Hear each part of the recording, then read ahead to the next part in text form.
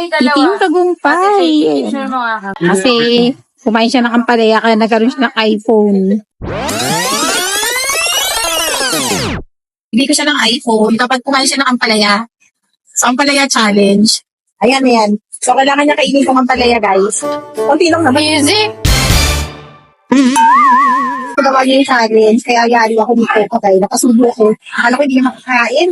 At dahil nagawa nga ni Allison yung ampalaya challenge, ayan, bibili na siya ng kanyang bagong phone. May nakasabay pa kaming artista dito. Siya nga pala, yung pinambili niya ng phone is galing sa kanyang savings. iPhone 8 lang yung gustong bilhin ni Allison. Pero since nag-perform siya very well sa kanyang academic sa school, iPhone 11 Pro Max na yung pinabili ko sa kanya. Kasi deserve naman niya. Palagay nyo guys, okay pa ba yung iPhone 11 Pro Max? Comment naman guys kung okay pa ba yung ganitong klaseng iPhone. Nag-fill up na ng resibo si Allison since nakapagbayad na siya sa kanyang iPhone. After malaman ng staff na same sila ng name ni Allison, binigyan siya ng free casing.